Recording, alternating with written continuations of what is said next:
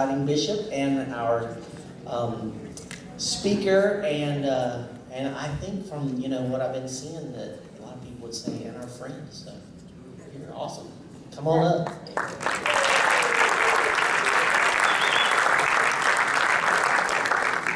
We'll be like in Congress.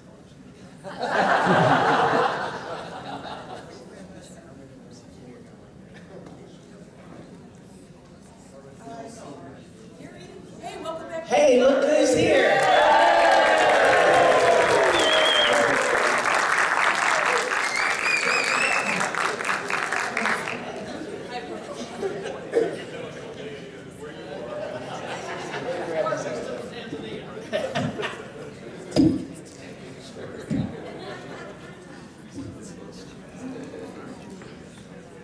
Well, welcome back, Bishop Yost. What times? How many hours ahead are they over there? What's that? How many hours ahead are they in Tanzania from here? 7 hours. 7 hours. Oh my gosh. So around 2 this afternoon. Don't ask him any important questions. Ask him important questions. Or if you want, have your mobility achievers out.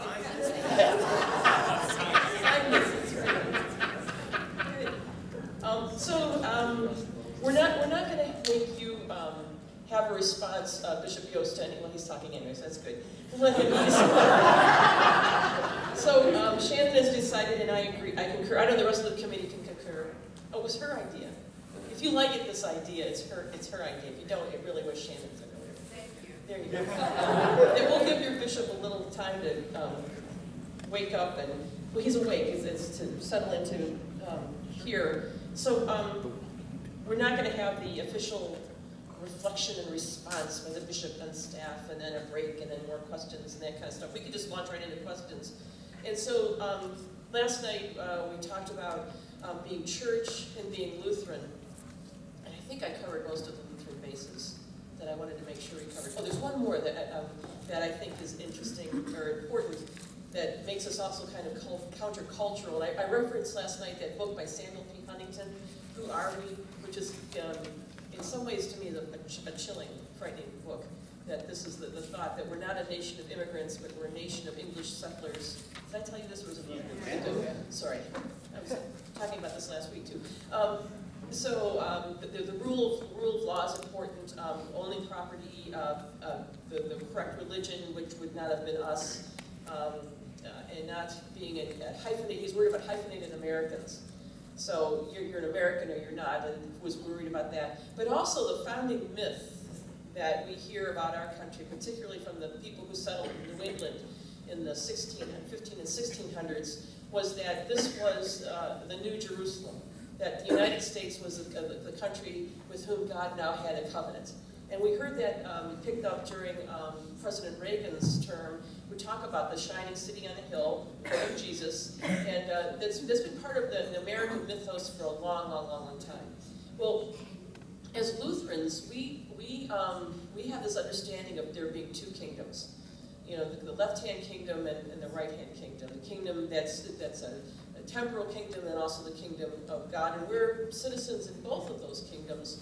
But a two-kingdom understanding, in some ways, has been detrimental to our participation in American society, because we thought, well, we don't have to worry about that so much.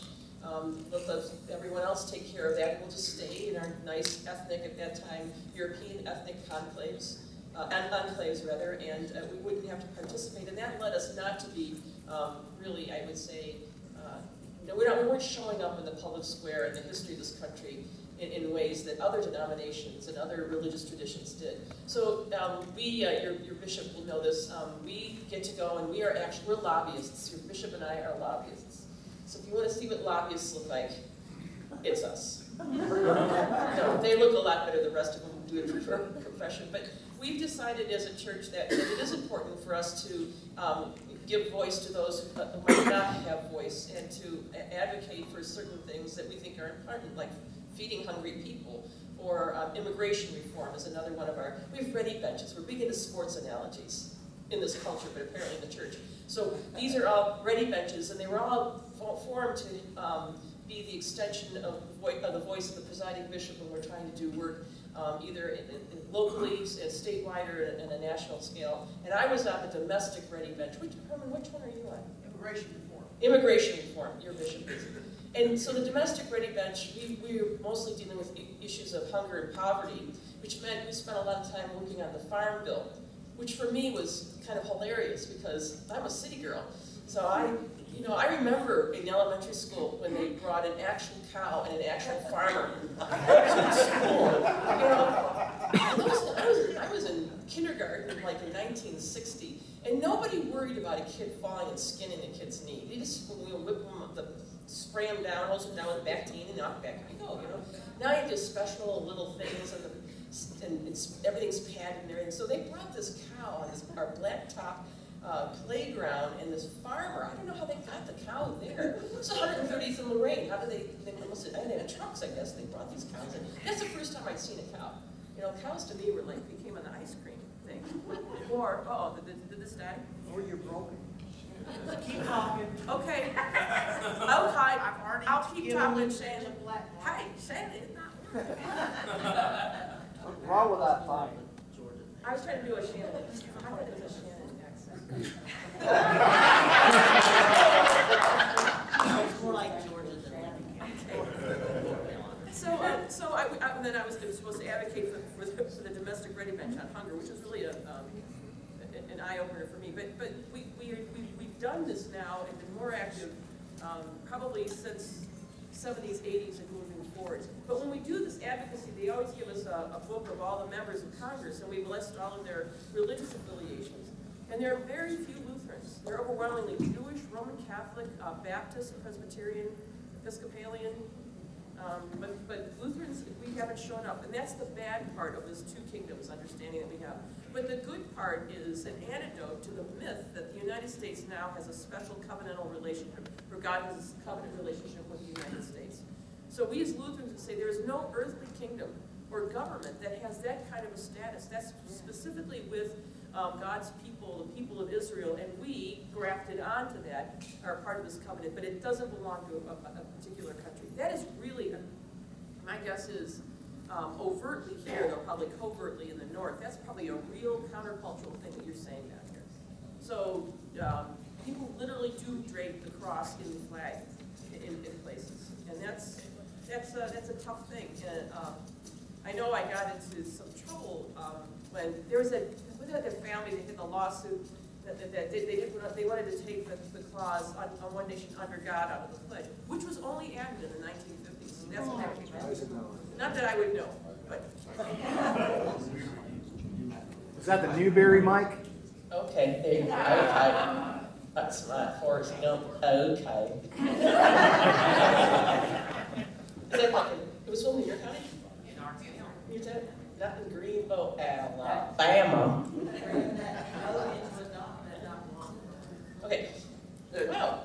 Good to know. I love the movie. The Forrest Gump's boat ran into the dock of one of his neighbors because it was filmed in his town. I digress. Anyways. So, and then the whole notion about taking prayer out of the public schools is the downfall of American society. And so for Lutherans, that should have been pretty clear, no? There's a place for all of that. And I'm telling you right now, there's prayer in the public schools.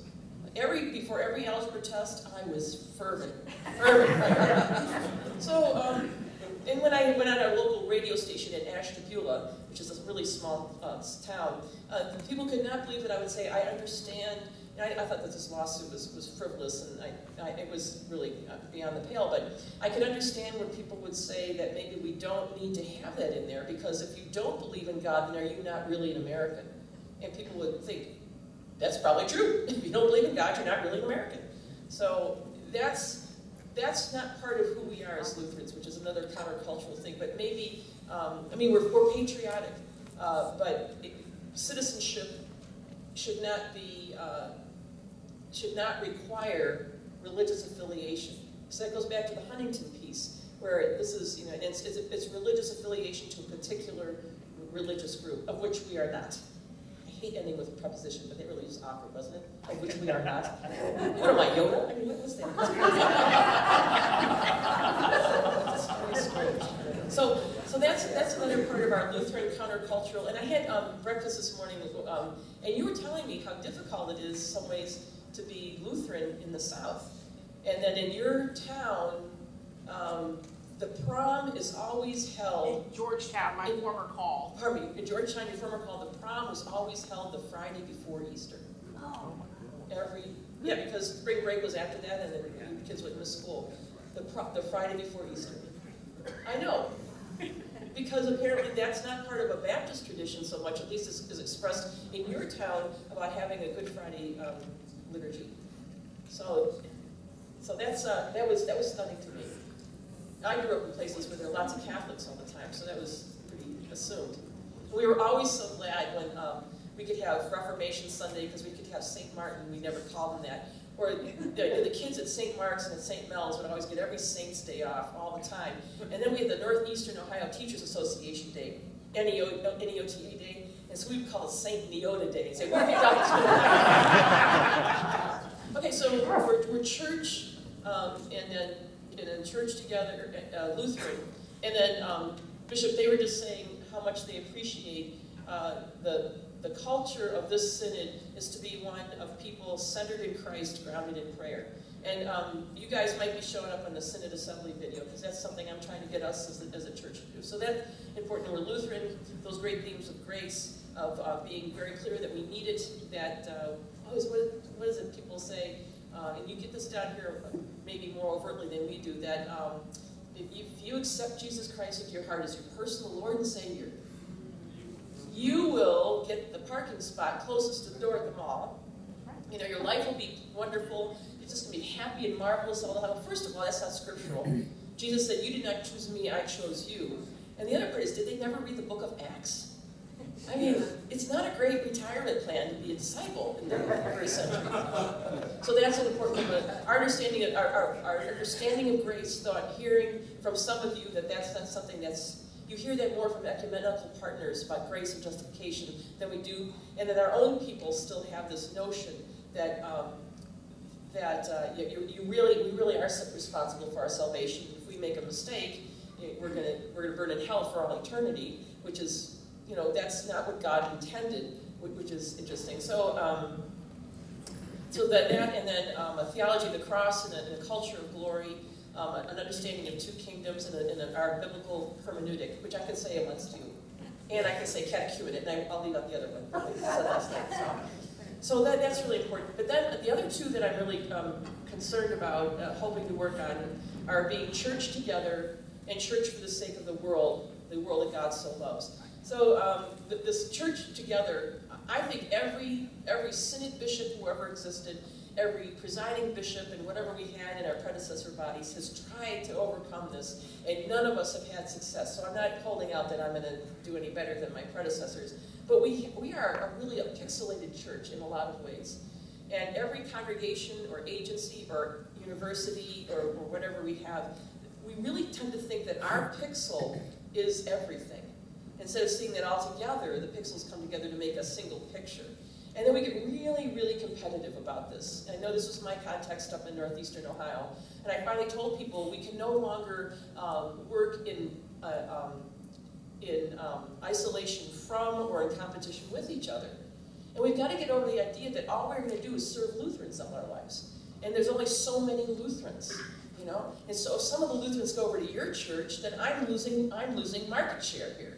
Well, if we think the gospel is for everybody, then it's not just Lutherans we're supposed to be taking care of. We're supposed to be helping other people, inviting them into a relationship with Jesus. You know, we should be like St. Andrew. You gotta see this Jesus guy. This is great.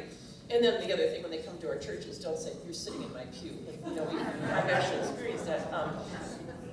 So I'm not sure how do we start to do this? And here, I think it would be maybe you've got a leg up on this because you have to.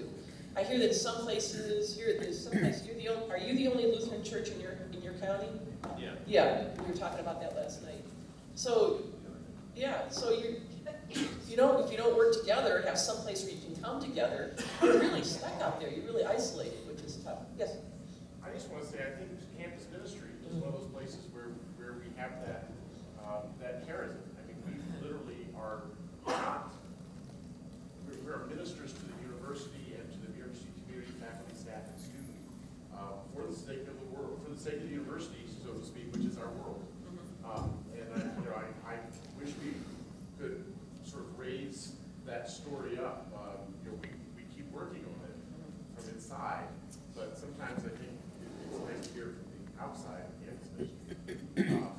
So just a comment in terms of where I see that happening. No, that's good, and we're also hoping that people who are in campus ministry or military chaplaincy, because they overwhelmingly work with the 20 and 30-somethings, can they teach the rest of the church how it is to relate to 20 and 30-somethings, many of whom don't have a religious tradition or are not of our religious tradition. So, yeah, yes, please. I was going to say, having just come off being a Navy chaplain, that one of the really great things that I found being a Lutheran Navy chaplain was that I was known as a baby baptizer, but I also was known as somebody who could cross all of the fields of faith. I could work with everybody, no matter what, and because of that, that really added a diversity, but also engaged a lot of people that might not have considered our Lord. Did you hear what he had to say? Yeah, so being and this is something, there's a critical need for they call us liturgical Protestants in the military chaplaincies. The military chaplaincies are overwhelmingly now evangelical folks who are not baby baptizers and have a particular bent. I know this was a real problem at the Air Force Academy about, what, 7-10 years ago? Where basically they're saying if you don't have this particular understanding of religion, if you don't accept Jesus Christ in your heart as your personal Lord and Savior, you're not a very good cadet. And so that's kind of pressure. So, but we as Lutherans, and here's one thing, when people say, well, how can we be ecumenical if we're going to be if we're so working on our Lutheran identity? And I would say it's not possible to be in an ecumenical or interreligious dialogue or relationship if we're not clear about who we are. And we get real shy about this. So you could do that because you knew you were Lutheran and you weren't like somehow going to dissolve into nothingness. And then then it was possible for you then to cross some of these big, great divides. I think that's another thing when Christians, well, I would say mainline Protestant Christians, when we try to engage in ecumenical dialogues or have these interfaith things, we're really reticent to say, this is where I believe as a Christian, because we don't want to offend somebody.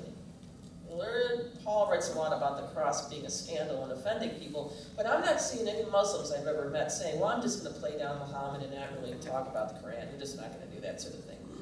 And so I think that's a disservice that we do not only to our own tradition, but to any ecumenical or interreligious partners, that we are not willing to state clearly this is what we believe, that we don't have enough respect for them, that they think that they could take that, and it just clouds things up. Okay, so I really digress that time. So we got the Lutheran part. Now, church together, okay.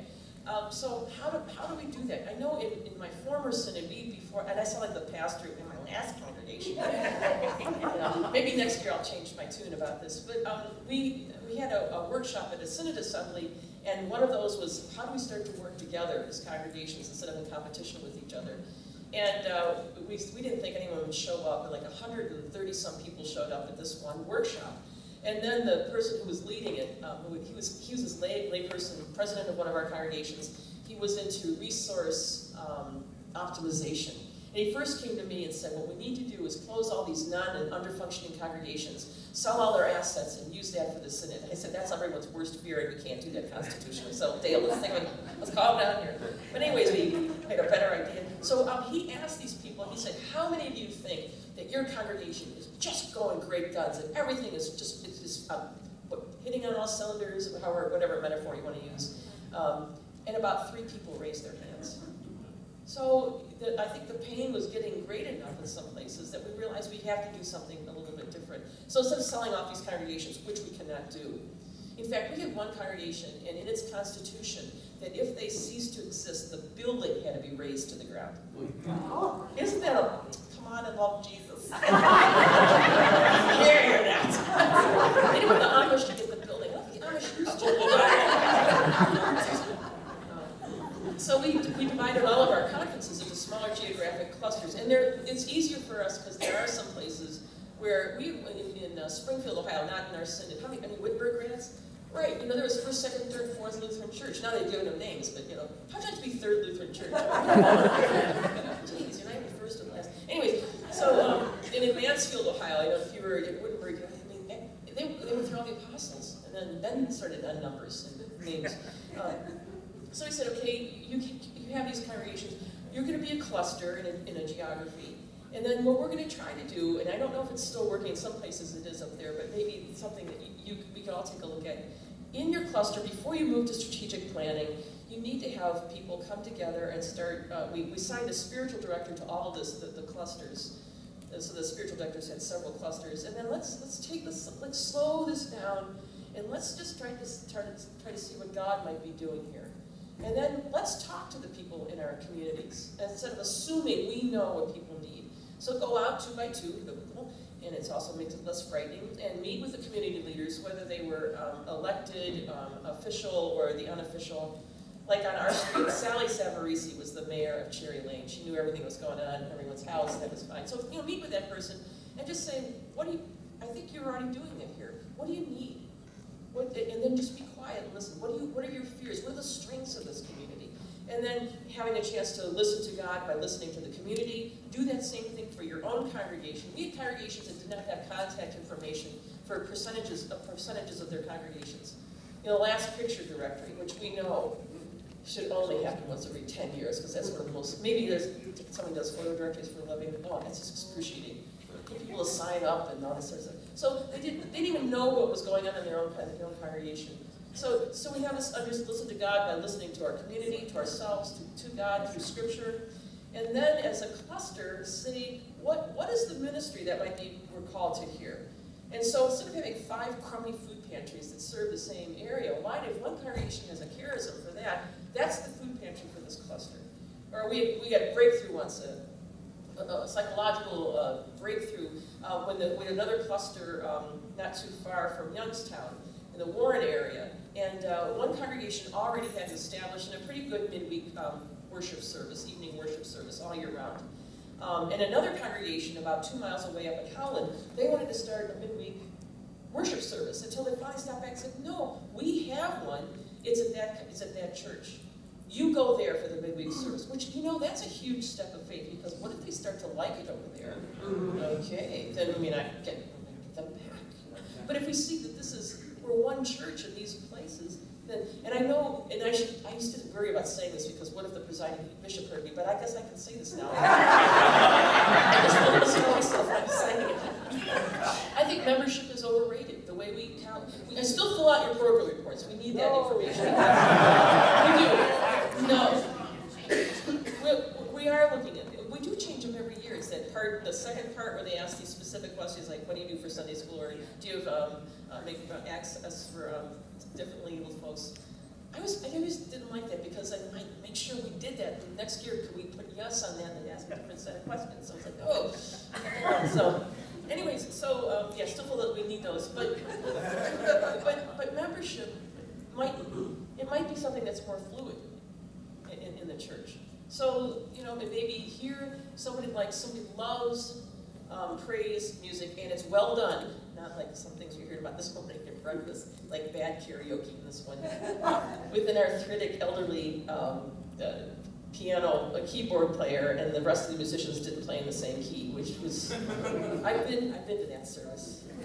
And the Saturday Night Live Christopher Walken cowbell. I actually was a praise band, and this guy hit the cowbell. So, anyways, so maybe they do that well, and why start another one to compete with those people? So, we're not competing with each other, unless to get us to be on our A game. We're competing with however you want to describe the devil and all the devil's empty promises. Soccer, or we have prom on Friday night, the Friday before Easter, or I just rather stay in bed, or I'm working. Because that's a reality now too. People work on Sundays, and they're expected to be at their jobs on Sundays. I remember when things were closed on Sundays. This will become, you'll be surprised to you. I'm sure you don't remember those. Maybe they were in the South for longer than they were up north. Did you? Oh man, blue laws. Remember those?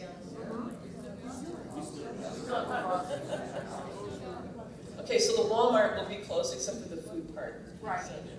So you have that done. That's been lost up in the north and the east. And on the west, especially the Pacific Northwest, forget any of that. So that's our competition, not each other. But we're not just congregations. I was reminded by the woman who's the director of the Lutheran Social Services in Minnesota, which is a huge, you can imagine it's Minnesota. I can say it's Minnesota. So there's a lot of them up there, and they band together in their social services, and so she said, we don't think about those people as being fully part of the church, our social service agencies. A lot of them throughout the country were founded by congregations. So either orphanages, so that was prevalent a lot, hospitals, care facilities for the elder household, when it didn't mean like going on trips on that sort of thing. And now, though the founding congregations themselves might no longer exist, but these agencies are really forces to be reckoned with, and they're forces for good in communities. How do we see them as part of us? Lutheran Services in America, LSA, is the biggest social service providing entity in the country. We're bigger than Catholic Charities, we're bigger than the Red Cross, we're bigger than United Way. How many of our people know that? There's a few. No. Yes, because it's when you, all the social ministry organizations across the country, yes. 1 in 50 Americans is touched or served by a Lutheran service organization. And we're pan-Lutheran. It's one of the places where we still can work together. That's sometimes a little tenuous, but it's still a place where we work together. So how do we tap into that? And then we've got 28, I still remember, colleges and universities, and then we have still 8 seminaries. How do we see that this is we're all part of the same body? But if we could think of ourselves as one congregation in 9,400 places, across the country, if we could understand that, if we could understand when people, they get in the word that look about the Synod, the Synod. So here's an example of how we as church together are far more effective than we are individually. So you probably are aware, because your bishop works on this, that so far this year, over 60,000 unaccompanied minors, we're calling them refugees now, have come up from Central America, mostly Guatemala, Honduras, and El Salvador. Some of these children are 3 years old when they're coming across.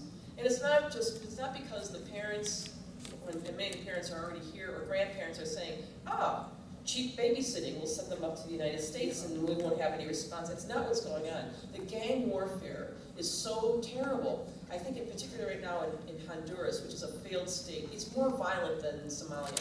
It's worse than Somalia. And they don't want to send their kids away. I mean, think about this. Tens of thousands of your young people, your babies, and your children are going away. What's that going to do to your community? So it's a little disconcerting, well, distressing, saddening when we saw some images of, in this case there's a bus with moms and their little ones coming across, and then native-born Americans standing with flags saying, don't come here. Whoa, wow. But so these kids are coming across. They've already crossed a couple of borders. They have to cross from their country into Mexico, and they make it all the way here to get to the United States. There are people called coyotes who are supposed to be guiding them there. Well, now they're turning out to be extortionists themselves. So they'll say to the parents or the grandparents, if you don't send your kid, I'm going to kill your kid.